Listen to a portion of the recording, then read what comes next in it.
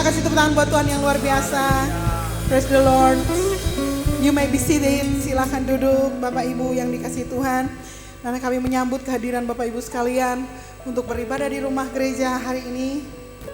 Dan yang ada di rumah masing-masing juga kami senang kalau kita bisa bersekutu bersama-sama dengan Tuhan. Saya bilang saudara-saudara, hari ini saya ada di good mood gitu ya. Mood saya bagus sekali. Kadang kita bangun pagi bad mood ya saudara-saudara, dan itu membuat hari kita jadi rusak.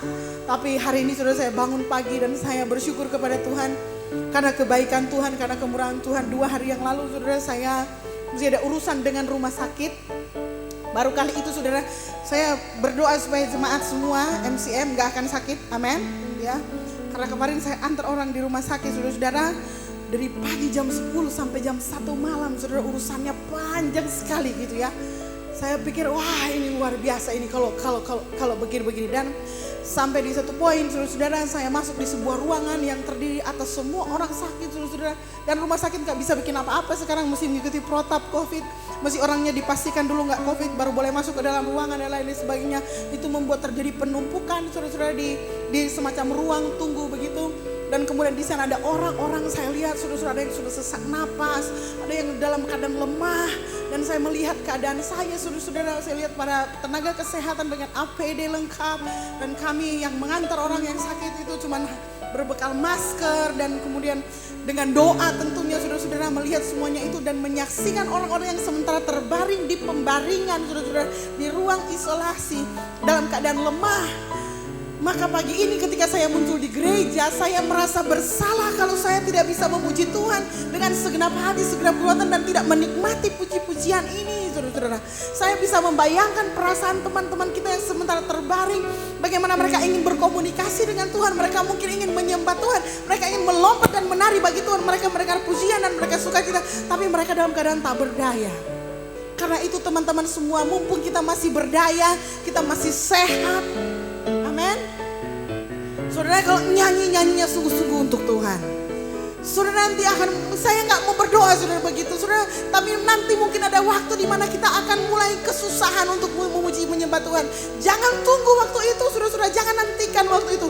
Tapi sepanjang kita masih ada tenaga, sepanjang kita masih sehat, sepanjang masih ada nafas yang Tuhan berikan dan anugerahkan kepada kita, baiklah saudara datang beribadah, memuji, menyembah Tuhan dengan segenap hati saudara. Katakan amin. Amin saudara-saudara. Iya, praise the Lord. Nah saudara-saudara, masih dengan kisah Nabi Elisa saudara-saudara, ini dalam minggu yang ketiga kalau tidak salah saudara-saudara, berbicara tentang Nabi Elisa. Dan saya senang sekali karena setiap minggu ada sesuatu yang bukan hanya menguatkan saudara-saudara sekalian, tapi menguatkan saya juga. Saudara, sebelum firman ini turun untuk saudara terima sebagai kebenaran, firman ini sudah berbicara dan menguatkan saya dulu. Jangan saudara berpikir bahwa saya gak butuh firman, justru kami ini yang paling perlu firman. Untuk apa? Supaya kami mendapatkan kekuatan ekstra untuk memperkuat saudara-saudara sekalian yang ada di jemaat, di gereja, ataupun yang ada di rumah masing-masing ya. Yang ada di rumah masing-masing jangan lupa kirimkan love-nya banyak-banyak gitu ya. Kalau pastor sudah berdiri, saudara kirimkan cintanya banyak, apa yang saudara kirimkan akan kembali lagi kepadamu. Haleluya. 2 Raja-Raja pasal 4 ayat 38 sampai ayatnya ke-41. Haleluya. Sebenarnya saudara, sebelum ini ada kisah yang bagus sekali, cuman seingat saya sudah pernah khotbah itu di pasal 4 ayat 1 sampai dengan 37. Saya sudah pernah khotbahkan tentang seorang perempuan gitu ya, yang istri Nabi, yang anak-anaknya sudah mau ditangkap oleh tukang kredit karena mereka terjebak hutang, dan kemudian Tuhan menolong dengan mengisi bejana-bejananya. Seingat saya pernah khotbah, jadi saya lompat bagian itu dan kita masuk di ayat 38 sampai ayat yang ke-41. Begini firman Tuhan. Elisa kembali ke Gilgal pada waktu ada kelaparan di negeri itu. Dan ketika pada suatu kali rombongan Nabi duduk di depannya, berkatalah ia kepada bujangnya, taruhlah kuali yang paling besar di atas api dan masaklah sesuatu makanan bagi rombongan Nabi itu. Ayat 39. Lalu keluarlah seorang dari mereka ke ladang untuk mengumpulkan sayur-sayuran. Ia menemui pohon sulur-suluran liar dan memetik daripadanya labu liar. serangkul penuh dalam jubahnya. Sesudah ia pulang, teruslah ia mengiris-ngirisnya ke dalam kuali masakan tadi, sebab mereka tidak mengenalnya. Oke. Ayat 40, kemudian dicedoklah dari masakan tadi bagi orang-orang itu untuk dimakan, dan segera sesudah mereka memakannya, berteriaklah mereka serta berkata, maut ada dalam kuali itu, hai abdi Allah, dan tidak tahan mereka memakannya. Ayat 41, tetapi berkatalah Elisa, ambillah tepung, dilemparkannyalah itu ke dalam kuali, serta berkata, cedoklah sekarang bagi orang-orang ini supaya mereka makan, maka tidak ada lagi sesuatu bahaya dalam kuali itu. Saudara, judul Alkitab di dalam pembacaan saudara judulnya sederhana, maut dalam kuali. Tapi dari 5 atau 6 ayat ini saya kira kita bisa melihat hal yang lebih besar kalau kita ingin membuka mata dan mencari tahu kira-kira apa maksud dari firman Tuhan di dalam 2 Raja-Raja pasal 4 ayat 38 sampai 41 ini. Kisah ini dimulai saudara-saudara ketika Elisa kembali dari Gilgal, yang mana pada saat itu di Gilgal itu sedang ada kelaparan. Sama-sama bilang kelaparan. Ada sebuah situasi saudara-saudara di mana seluruh kota nampaknya kekurangan makanan gitu ya. Kalau kelaparan itu kemungkinan besar banyak orang, sedikit supply, bisa juga hasil panen gagal. Tidak dijelaskan ini kelaparan karena apa, tetapi yang jelas ada sebuah situasi di mana orang-orang di Gilgal sedang kelaparan. Nah, di tengah musim kelaparan ini ayat 38 kemudian menceritakan, dan ketika pada suatu kali rombongan nabi duduk di depannya, berkatalah ia kepada bujangnya. Jadi saudara-saudara, di tengah kelaparan yang sedang melanda Gilgal, di tengah kelaparan yang luar biasa itu, Elisa ngumpul dengan rombongan para nabi. Meskipun tidak dijelaskan dengan detail mereka tujuannya untuk apa, tetapi penafsiran yang paling mendekati kemungkinan besar adalah mereka berkumpul, rombongan nabi ini datang kepada Nabi Elisa untuk bersekutu, untuk belajar firman Tuhan. Di tengah kelaparan. Di tengah kelaparan ada sekelompok orang yang mau datang mendengarkan pengajaran Elisa, lalu kemudian belajar firman Tuhan. Saudara, situasi apapun dalam hidupmu, pastikan meskipun engkau kelaparan, persekutuan dengan Tuhan tetap ada. Katakan amin. Supaya saudara bisa melihat mujizat. Tidak ada alasan bagi kita untuk tidak beribadah karena kita lapar. Tidak ada alasan bagi kita untuk tidak memuji Tuhan karena sesuatu apapun. Tidak ada alasan. Semua kita harus berupaya di tengah-tengah situasi apapun untuk tetap bersekutu dengan Tuhan, untuk beribadah kepada Tuhan, meskipun semuanya serba sulit. Harus ada usaha saudara dari kita untuk mencari Tuhan. Kalau saudara dari rumah nggak bisa datang ke gereja, maka saudara mesti minta beli kuota. Minta sama Tuhan, bekerja saudara, beli kuota. Kalau sampai kuota pun saudara nggak punya, maka saudara bertemanlah dengan tetangga yang punya wifi di rumah secara gratis. Oke? Dan hari Minggu saudara bertamu di rumahnya atau batoki, kemudian di depan rumahnya saudara nonton dan ibadah. Tapi saudara harus ada usaha untuk keluar dari situasi yang sulit dengan datang menyembah dan memuji Tuhan. Katakan amin.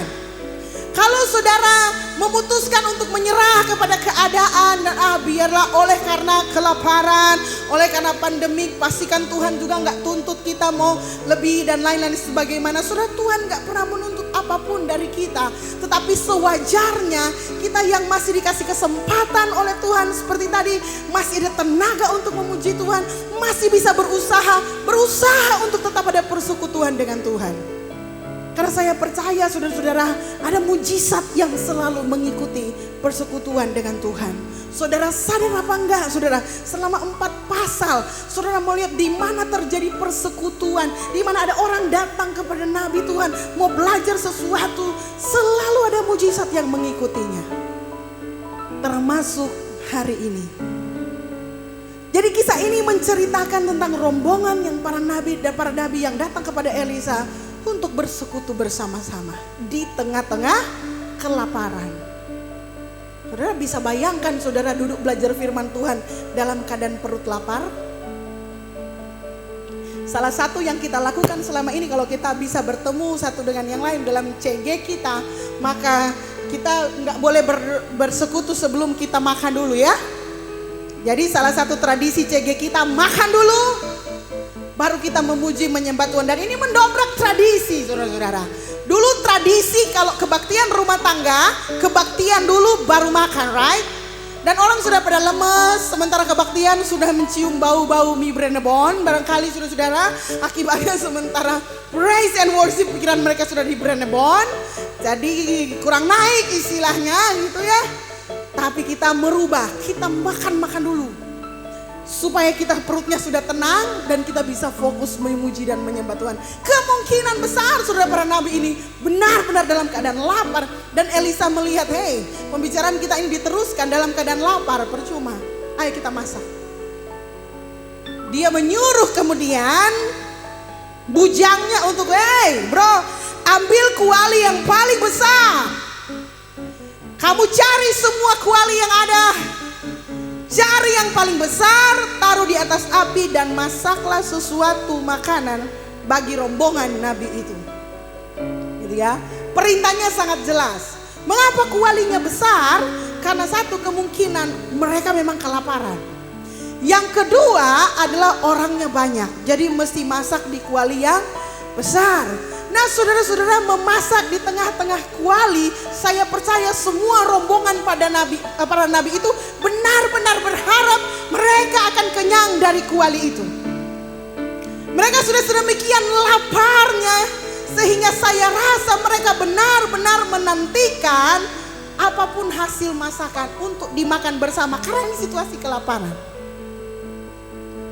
Orang bilang makanan yang paling enak adalah makanan yang dimakan pada saat lapar. Karena apa saja yang dimakan saat kita lapar itu pasti enak. Gitu ya. Kelaparan membuat mereka berharap pasti ini makanan akan enak. Dan bagi Elisa ini adalah hal yang bisa digunakan untuk mempererat kesatuan di antara para nabi ini. Jadi bagi Elisa, pertemuan di tengah kelaparan, persekutuan di tengah kelaparan, tujuannya adalah untuk membangun keakraban satu dengan yang lain.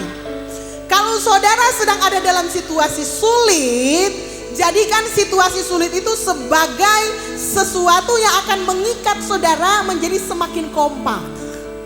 Amin. Jangan sampai karena kesukaran dan kesulitan maka saudara kemudian kehilangan hubungan. Pakai kesukaran itu untuk saudara membangun persahabatan. Amsal 17 ayat 17 begini, seorang sahabat menaruh kasih setiap waktu dan menjadi seorang saudara dalam kesukaran. Tahukah saudara bahwa kita mungkin punya teman, bukan saudara kandung, tetapi oleh karena dia mendampingi kita di tengah-tengah kesulitan, maka dia sudah seperti saudara sendiri. Berapa banyak di antara kita yang punya teman seperti itu? Teman yang walaupun saudara dalam kesukaran, mereka tetap ada mendampingi saudara dan tidak meninggalkan saudara. Ada? Halo? Ada? Cek saudara-saudara. Kesukaran sangat bagus untuk kita, untuk menapis siapa yang akan jadi teman kita. Amin. Halo. Coba saudara lihat saat saudara susah, siapa yang mendampingi saudara? Itu adalah saudara kita. Kalau saudara mengalami kesukaran gitu ya, saudara bangun hubungan dalam kesukaran itu untuk menemukan orang-orang yang benar, orang-orang yang siap menjadi saudara kita. Kalau saudara lagi tidak dalam keadaan sukar, saudara sulit menemukan saudara yang seperti itu. Tapi kalau saudara dalam kesukaran, saudara akan gampang menemukan kategori saudara yang seperti itu. Oke? Hati-hati dengan kesukaran, saudara-saudara.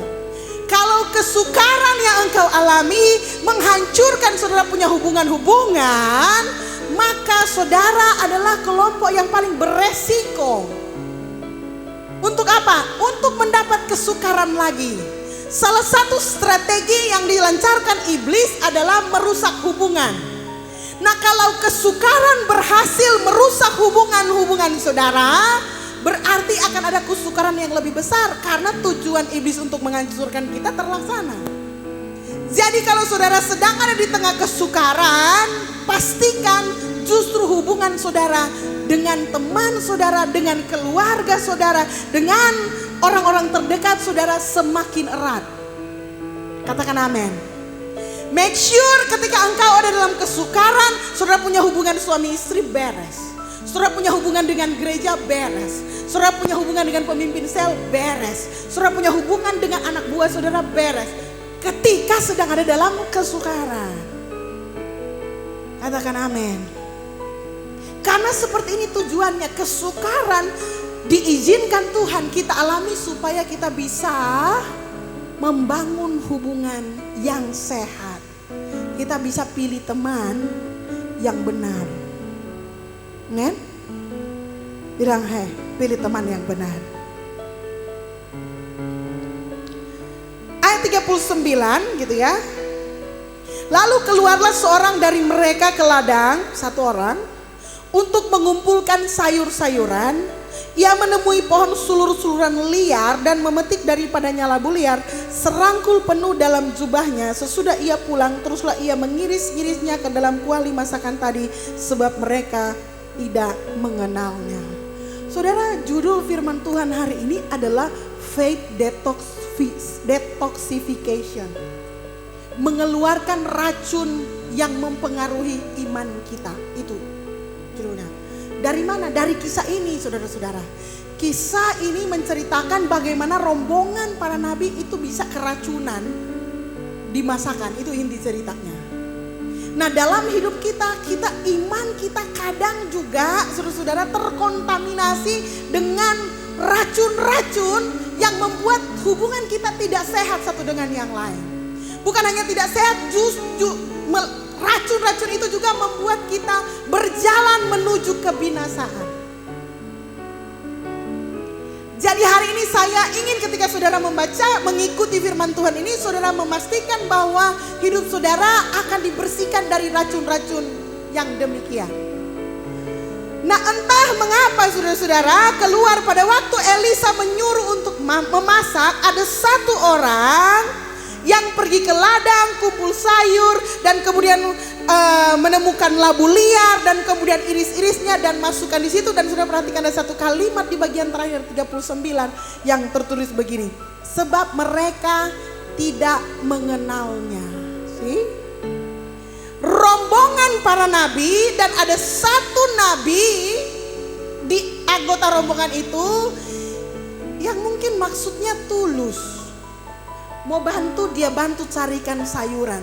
Tapi tulus saja tidak cukup. Halo? Saudara tidak boleh mengizinkan orang yang tidak saudara kenal memberi racun dalam hidupmu.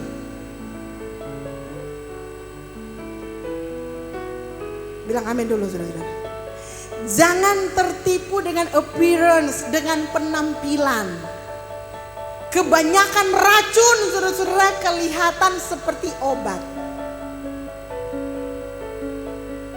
Hanya karena rombongan itu anggota rombongan para nabi, mungkin dia berbicara dengan bahasa nabi, pergaulannya nabi, bukan berarti dia adalah jaminan bahwa dia is a good person.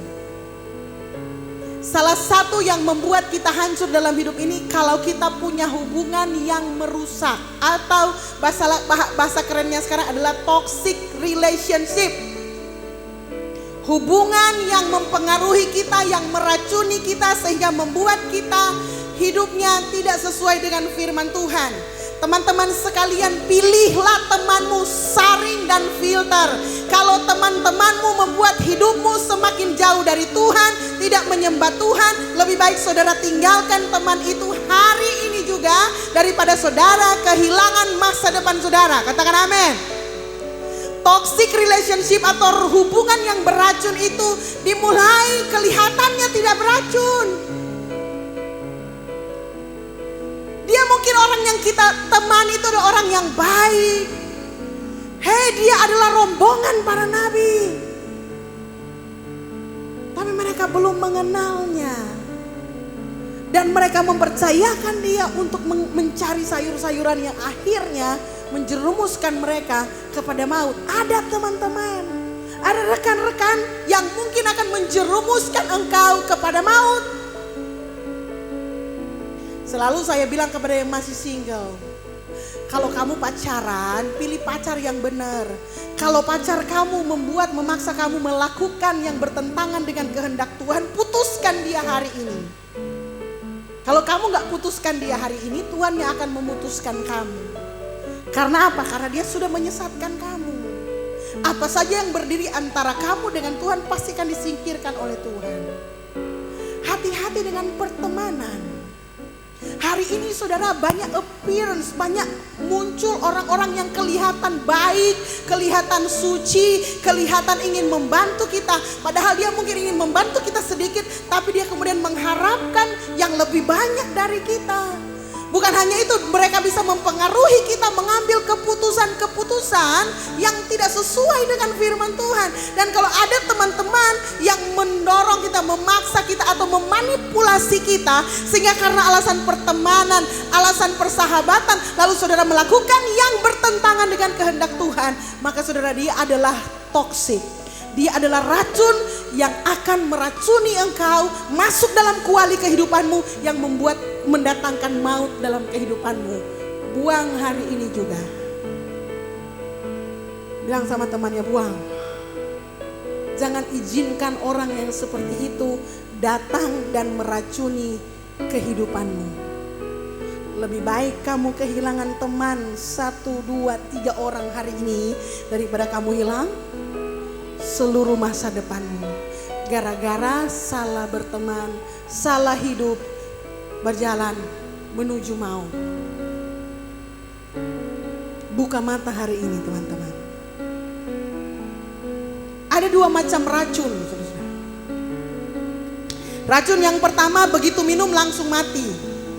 Seperti kasus kopi Vietnam, sudah pasti tahu ya.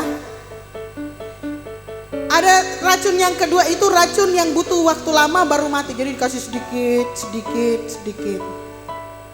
Kalau saya suruh pilih, saudara mau pilih yang mana? Yang mati cepat atau yang mati pelan-pelan? Hah? Nggak mau lah dua-dua, jangan mau. Racun itu saudara. Mau dia mati cepat, mau dia mati lama, namanya racun, saudara, jangan mau. Nah saudara-saudara, sayangnya banyak orang yang keracunan itu, mereka meracuni diri mereka tanpa sadar. Ya of course lah, kalau saudara tahu itu racun dari awal, saudara tidak akan makan, bukan? Itu sebabnya racun-racun akhir zaman bentuknya sekarang, bentuknya tidak seperti racun lagi. Bentuknya kelihatan seperti obat, datang dan menyembuhkan.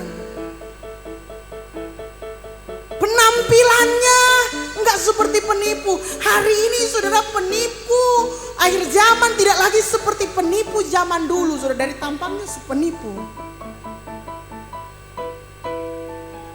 Saya suka nonton film, saudara-saudara. Salah satu film yang saya suka nonton itu film Ocean. Jadi Ocean 12, Ocean 13, Ocean L. Saudara tahu itu film apa? Film papancuri. Film penipu, you know. Dan mereka penipunya gak ada tampang penipu. Ya of course lah, kalau mereka tampangnya penipu, orang lain pasti akan tertipu. Mereka menyerupai orang-orang yang intelek. Mereka menyerupai orang pembesar. Mereka bahkan memiliki barang-barang yang kita biasa orang yang hidup normal mungkin gak punya. Dan melalui penampilan mereka banyak menipu orang. Dan bukankah kita juga banyak yang tertipu karena appearance seseorang, karena penampilan seorang, karena wih kalau dengar kata-katanya ya itu enak sekali, bagus sekali, dan kita mulai terpengaruh tanpa sadar kita memberi diri kita dimanipulasi sehingga apa saja kata-katanya kita mulai oh iya, lama-lama dia sudah mengambil alih kehidupan kita dan kemudian mengajak kita melakukan hal yang salah, yang bertentangan dengan kehendak Tuhan. Kalau sudah sampai di situ saudara-saudara, kita sudah makan racunnya. Jangan izinkan saudara-saudara. Jangan pernah izinkan. Jadi gimana caranya pastor? Gunakan insting, sama-sama bilang insting. Orang boleh tulus saudara-saudara, karena saya lihat orang ini tulus. Dia pergi mencari sayur-sayuran, dia berasal dari rombongan Nabi, tapi dia asing sesungguhnya. Dia kurang dikenal, tapi dia melakukan kebaikan. Dia membantu kita, dia carikan sayur-sayuran. Mungkin niatnya tulus saudara-saudara, tetapi tulus saja tidak cukup. Kasih tahu kepada dirimu sendiri, tulus saja tidak cukup. Itu sebabnya dalam 2 Petrus 1 ayat 5 berkata begini saudara-saudara. Justru karena itu kamu harus dengan sungguh-sungguh berusaha untuk menambahkan kepada imanmu kebajikan. Jadi yang pertama iman dulu, di atas iman taruh kebajikan, ketulusan. Dan kepada kebajikan pengetahuan. Dan kepada pengetahuan penguasaan diri, dan kepada penguasaan diri ketekunan, dan kepada ketekunan kesalehan, dan seterusnya. Artinya saudara nggak boleh cukup dengan yang penting tulus. Tulus dan berpengetahuan, berhikmat, supaya saudara tidak makan makanan yang beracun. Dia mungkin niatnya baik ya, tapi tulus saja tidak baik, tidak cukup. Saudara, maksud yang terbaik sekalipun bisa membawa pada kesalahan yang menyedihkan kalau kita tidak menambahkan pengetahuan di dalamnya. Itu sebabnya kita perlu menghidupkan insting rohani kita. Bahasa Alkitabnya kita mesti punya karunia membedakan roh. Saudara nggak boleh terpukau hanya dengan orang yang punya tutur kata, datang ke rumah Oma Ola, Shalom Oma Ola, apa kabar? Stop dengan yang begitu-begitu saudara-saudara. Apakah hanya orang yang satu bilang shalom, yang satu bilang selamat pagi, lalu saudara-saudara terpengaruh dengan kata shalomnya? Itu saudara sama persis dengan kalau kita lagi dengar orang nama, ini orang Kristen punya kebaikan hati gitu ya, tulusnya minta ampun. Kalau kita lagi makan saudara-saudara, tiba-tiba kita dengarkan ada orang menyanyi lagu rohani, dan lagu rohani itu adalah lagu kesukaan kita. Kita merasa itu Tuhan yang berbicara, bukan? Lalu kemudian kita mungkin akan mengeluarkan uang 10.000, 100.000 dan memberikan kepada mereka. Karena apa? Karena kita tulus hati. Mereka telah berhasil mempengaruhi kita melalui hal-hal yang kelihatan rohani.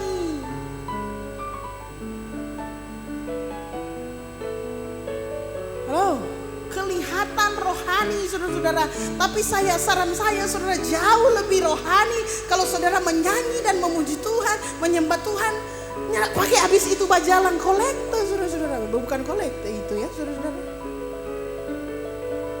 Saudara sedang menjual komoditas rohani, kelihatannya rohani, tapi saudara sedang memperdagangkan Tuhan. Menggunakan nama Tuhan untuk kepentingan kita, itu salah. Secara appearance kelihatan rohani, tapi apa itu kebenaran? Belum tentu, harus diuji dengan firman Tuhan. Kita harus punya insting yang menyatakan ini tidak benar, untuk melindungi kita. Amin. Saudara, gini catatan saya, kesalahan-kesalahan yang paling terlihat benar adalah kesalahan-kesalahan yang memiliki kemiripan dengan kebenaran. Kapan kita melakukan kesalahan terbesar? Ketika kita merasa kita nggak salah, betul nggak? Tahu kita benar. Secara teori kita nggak salah, secara firman kita nggak salah. Padahal justru kita sedang melakukan kesalahan yang terbesar.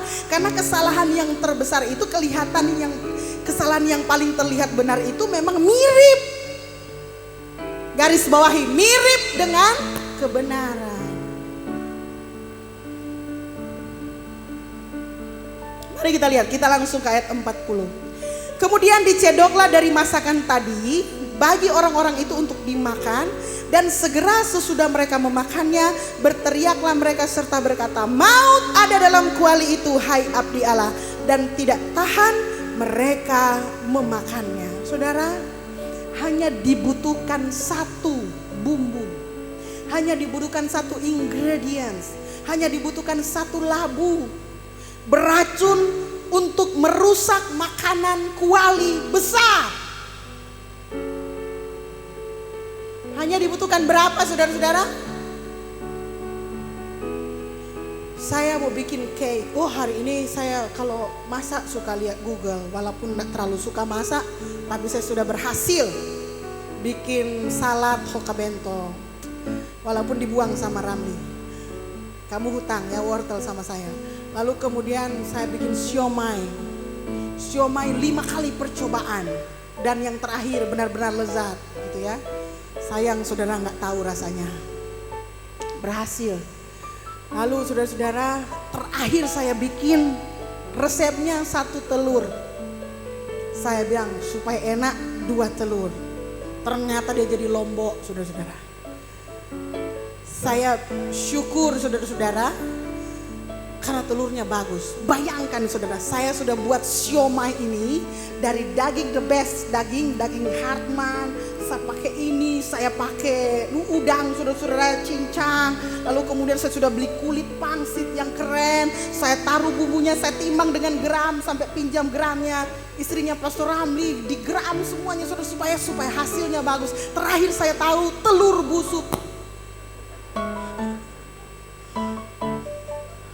My God. Hanya diperlukan 1 telur busuk saudara-saudara untuk merusak karya besarnya Pastor Melan. Mau nggak saya tawari? Asik kok nggak ada orang yang tahu itu telur busuk. Saya kasih, saya nekat masak terus. Itu kalau saya nekat masak terus berarti saya akan buang apinya. Maksudnya saya akan sia-siakan lebih banyak hal lagi. Sama seperti ini saudara-saudara, tidak perlu banyak racun untuk menghancurkan hidupmu. Hanya perlu engkau izinkan 1 racun saja masuk dalam pikiranmu, itu akan merusak seluruh pikiranmu. Hanya perlu 1 tindakan toksik, itu akan merusak masa depanmu. Itu sebabnya hati-hati dalam bertindak. Kalau saudara tahu apa yang saudara lakukan salah, tidak cocok dengan firman Tuhan, berhenti lakukan itu. Jangan izinkan saudara telur busuk 1 datang di siomay saudara. Saudara menyia-nyiakan daging mahal saudara-saudara. Daging berkualitas, udang segar, kulit pangsit yang enak. Cuman gara-gara telur busuk saja. Seperti itu saudara, racun merusak. Bayangkan saudara, rombongan Nabi dalam keadaan lapar. Dan mereka memang lagi kelaparan saudara, kualinya besar dan di dalamnya ada racun. Halo.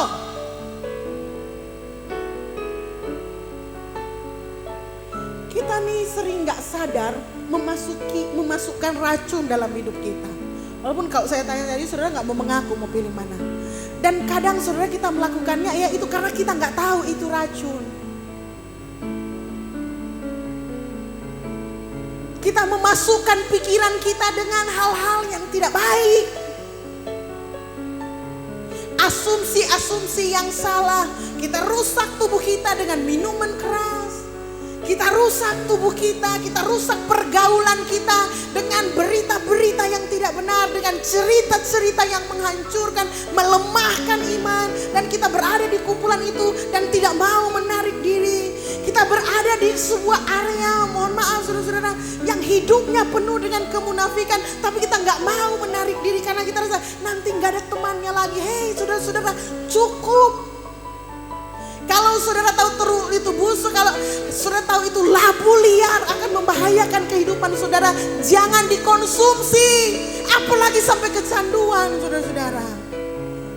Jangan izinkan itu merusak kuali kehidupanmu.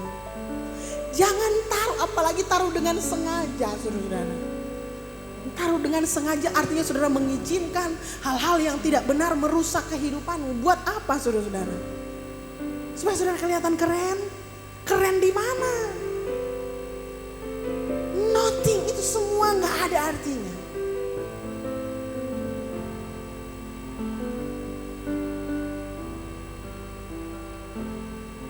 Meskipun dicampur dengan kebenaran. Kadang kita suka bela diri kan. Gak kelihatan pastor. Meskipun dicampur dengan kebenaran, satu ajaran sesat sudah cukup untuk meracuni kebenaran-kebenaran lainnya. Mirip adalah tidak sama. Bilang sama-sama dulu. Mirip adalah tidak sama. Penipuan terbesar ketika kita bilang mirip. Kita mencoba meyakinkan diri kita dengan mirip. Wah, DP pengajaran mirip orang. Halo. Hanya dibutuhkan satu pengajaran yang salah untuk mengkamirkan seluruh adonan. Itu sebabnya saya kurang setuju kalau kan, nah ini saudara-saudara, hari ini saudara bisa beribadah dengan siapa saja. Artinya gini, dengan siapa saja, di mana saja. Saudara mau dengar pendeta berbahasa Inggris ada, bahasa Cina ada, bahasa Mandarin ada, bahasa Jepang ada, yang tampan, kurus, gemuk, keriting, hitam, putih, sesuai selera saudara tinggal klik. Yang penting saudara tahu namanya, saudara bisa dengarkan khotbah firman Tuhan. Dan kadang ada jemaat yang terlalu naif. Mungkin karena pembicaranya lebih cantik barangkali dari Pastor Melan. Atau lebih tampan mungkin dari pendeta-pendeta yang ada di MCM. Lalu kemudian saudara mulai terpukau dengan ajarannya. Sampai pada poin tertentu saudara-saudara menyukai karena profilnya, karena appearance-nya. Cara dia meyakinkan orang. Tapi kemudian saudara tahu bahwa pengajarannya gak benar. Tapi saudara terpengaruh karena orangnya kelihatannya ini. Gak mungkinlah dia buat salah. Orang dia juga pakai nama Yesus. Halo saudara-saudara, dukun pun bisa pakai nama Yesus hari ini.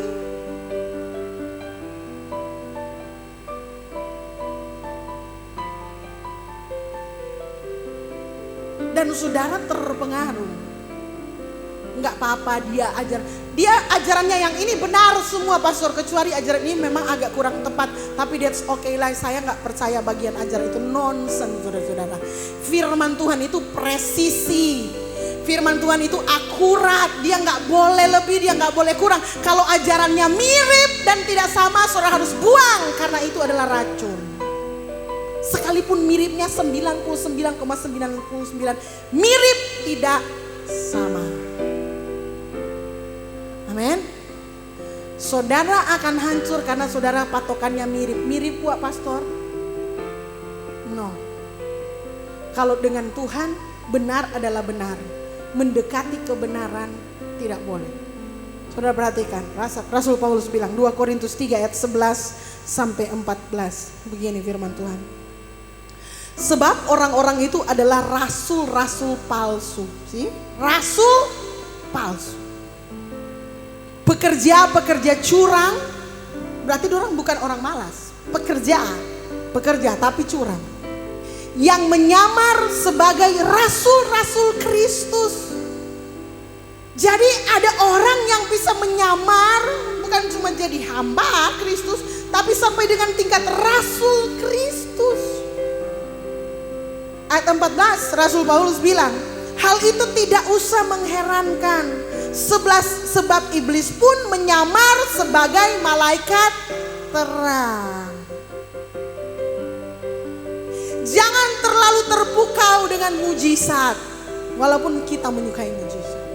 Jangan terlalu terpukau dengan appearance beberapa orang yang kelihatan seperti rasul sungguh-sungguh.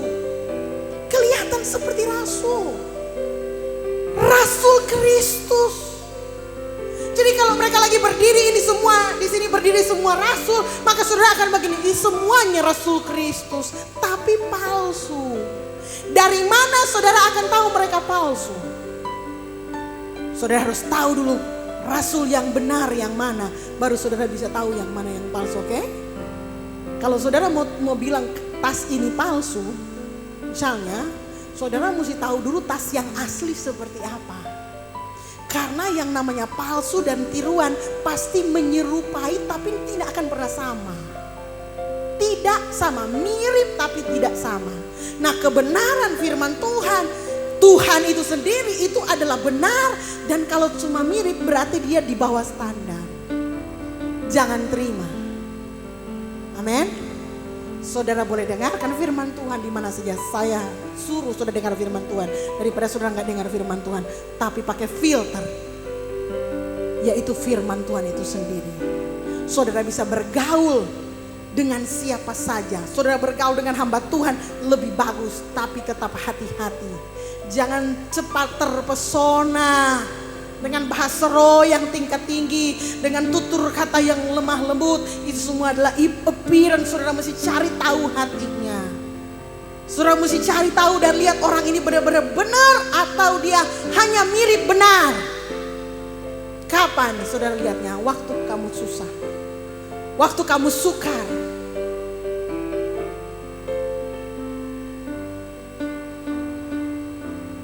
Satu kali saudara, Pastor Ramli dapat tawaran untuk menjadi pastoral di sebuah gereja yang lebih besar dari gereja kita waktu itu. Dia ditawar, wah, ditanya, kamu di MCM dikasih gaji berapa? Nanti kalau kamu jadi pastoral di sini, kamu dapat mobil, dapat apa? Dapat rumah, dapat gaji yang segini dan lain-lain sebagainya. Saya bilang, pergi Jo, my blessing is with you. Nggak ada. Jo, nggak apa-apa, di kota besar yang lebih besar daripada Manado City gitu ya. Terus Pastor Ramli bilang begini, dorang kurang jalia kita sekarang. Ya waktu itu dia bawa WL bukan? Kurang jalia so di screen, dorang nggak tahu kita dari dulu. Jadi apa kan sampai keputusan kita so menikah dengan MCM, very good. Karena dia tahu MCM biar marah-marah,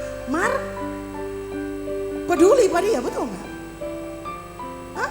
Gimana itu? Atau kurang setuju? Kalian tahu banyak gembala yang lain yang lebih cantik, yang lebih bagus. Tapi kenapa kamu mau satu sama-sama dengan Pastor Mel? Karena kamu tahu saya mengasihi kamu. Walaupun saya marah-marah, tetap kalau kamu sakit saya kasih makan, kira-kira begitu. Seperti mama, betul nggak? Ketika kamu berduka saya akan datang dan melap air mata kamu. Kamu tahu itu. Dan saya melakukannya karena saya mengasihi kamu. Dan you know it. Dan itu gak bisa tergantikan. Karena apa? Karena kamu kenal saya yang asli. Jadi meskipun ada berapa banyak juta orang yang mirip potongan rambutnya, mirip cara bicaranya lain, saudara tahu yang mana yang Pastor Menla asli, yang mana yang palsu. Saudara gak akan gampang dipengaruhi oleh yang palsu. Walaupun itu palsu itu mirip sekali. Oke, sih? Tahu dulu yang original. Supaya saudara gak gampang dibodohi dengan yang palsu. Saudara punya hubungan yang beres sama Tuhan. Kalau saudara punya hubungan yang beres dengan Tuhan, saudara kenal siapa yang Tuhan siapa yang saudara sembah. Saudara gak akan gampang dibodohi oleh rasul-rasul palsu, pekerja-pekerja curang yang menyamar sebagai rasul-rasul Kristus. Yang mendatangi saudara dengan Tuhan berbicara. Saudara hati-hati dengan kalau bilang Tuhan berbicara. Ini saya kasih tahu kepada jemaat MCM semua yang di sini maupun di rumah. Hati-hati dengan Tuhan berbicara. Di sepanjang Alkitab itu Tuhan berbicara Kejadian sampai Wahyu. Dan kebanyakan pewahyuan dari Tuhan itu terkait dengan masa depan gereja. Dan sangat jarang personal profetik. Sangat jarang saudara-saudara. Rasul Paulus, saudara perhatikan, nabi-nabi itu sangat jarang melakukan personal untuk kepentingan pribadi seseorang. Jadi kalau saudara mendengarkan ada orang Tuhan berbicara kepada saya bahwa hari ini kamu akan begini 3 hari, tengking dulu saudara-saudara. Karena itu belum tentu benar. Karena Tuhan jarang berbicara dengan cara seperti itu. Ada bagian-bagian, tapi hanya dari sekian peristiwa yang benar-benar penting, yang efeknya besar bagi kerajaan Allah, baru Tuhan akan berbicara secara personal. Kalau tapi soal saudara mau alami apa hari ini, Tuhan gak ngurusin yang begitu-begitu saudara-saudara. Apalagi sampai perlu nabi besar, Pastor Melan datang dan kemudian datang kepada misalnya Oma Ola, Tuhan ada bilang begini-begini. Jangan cepat percaya meskipun itu Pastor Melan. Karena begini, karena sebenarnya Tuhan bisa berbicara langsung kepada Oma Ola tanpa perlu ada orang-orang palsu ini. Hati-hati saudara-saudara, hati-hati. Kalau orang yang Tuhan dah bilang, saudara hati-hati. Karena mirip itu. Saya bukan gak percaya, tapi kalau ada orang Tuhan bilang, Tuhan dah bilang, nomor satu kita dalam hati selalu begini. Kalau Tuhan dah bilang pangana, Tuhan lah bilang pak kita. Kenapa? Kita Tuhan dah jadi dengar, so. Kita lihat Tuhan jadi dengar, betul gak? Jadi Tuhan pasti dia mau bilang pak kita. Dia akan konfirmasi pak kita. Melalui apa? Firman di dalam hati. Katakan amin. Mari kita berbuat firman Tuhan, saudara. Haleluya. Ayat 41 berkatalah Elisa, ambillah tepung, dilemparkannyalah itu ke dalam kuali serta berkata, cedoklah sekarang bagi orang-orang ini supaya mereka makan. Maka tidak ada lagi sesuatu bahaya dalam kuali itu. Saudara, dunia ini mencoba menghancurkan kita, meracuni kita. Tetapi Tuhan selalu menyelamatkan kita. Amin. Kadang memang itu sudah terlanjur masuk, kita sudah terlanjur makan. Tapi jangan khawatir, karena ada tepungnya Tuhan yang Tuhan berikan, dan ketika kita memakannya, efek dari racun itu tidak akan berpengaruh dalam hidup kita. Tubuh kita akan disehatkan kembali. Karena Tuhan kita, Yesus Kristus adalah the Savior of the world. Dia adalah juru selamat. Kerjaannya yang utama adalah menyelamatkan. Siapa yang dia selamatkan? Saya dan saudara. Dan dia akan melakukan itu terus. Semakin dunia ingin menghancurkan engkau, semakin dia ingin menyelamatkan engkau. Datang kepada Yesus, hanya dia yang bisa menyelamatkan hidup.